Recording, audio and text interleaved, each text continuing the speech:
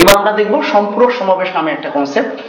এটা সমাবেশের চ্যাপ্টারে আমাদের খুব বেশি একটা কাজে দিবে না, বাট অন্যান্য বিভিন্ন ম্যাথমেটিক্সের ব্রাঞ্চে এটা বেশ কাজে দেয়।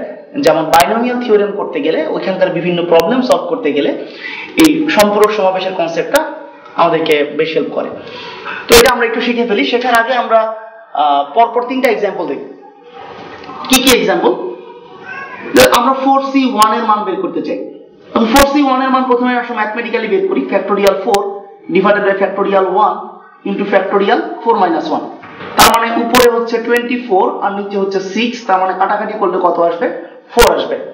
এই জিনিসটা আমরা খুব ইজিলি বলতে পারতাম যে 4টা জিনিস থেকে একটা জিনিস কত উপায়ে বেছে নেওয়া যায়। 4 উপায়ে বেছে নেওয়া যায়, হয় এটা নিব, না হয় এটা, না হয় এটা, না হয় ওইটা। ওটাই আমরা ম্যাথমেটিক্যালি রেজাল্টটা পাইছি 4। এবার আসো তো আমরা 4c3 এর মানটা বের করি, সেটা কত আসবে? সেটা আসবে factorial 4 divided by factorial 3 into factorial 4 - 3। এখান থেকে আসে 24 ডিভাইডেড বাই 6, তার মানে আলটিমেটলি আবারও 4।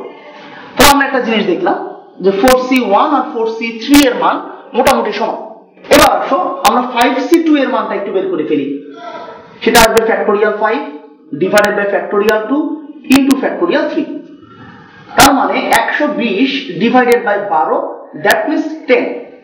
যদি আমরা এবার 5c3 এর মানটা বের করি, তাহলে factorial 5 divided by factorial 3 into factorial 2, তার মানে এবারও আসবে 120 ডিভাইডেড বাই 12, তার মানে কত? 10।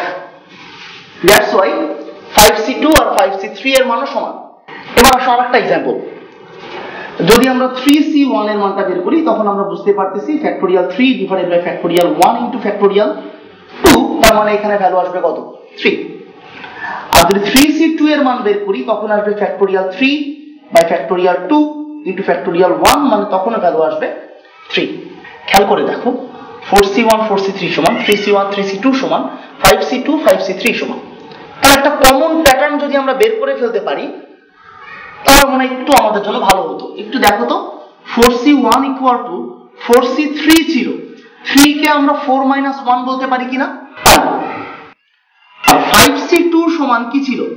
5c3 ছিল, তার মানে 5c 5 - 2 বলা যায়। আর 3c1 ইকুয়াল টু আসলে 3c2, আর 3c2 মানে হচ্ছে 3c 3 - 1। তো জেনারেলি আমরা বলতে পারি যদি বাম পাশে থাকে NCR, তাহলে ডান পাশে আসবে NCN - R।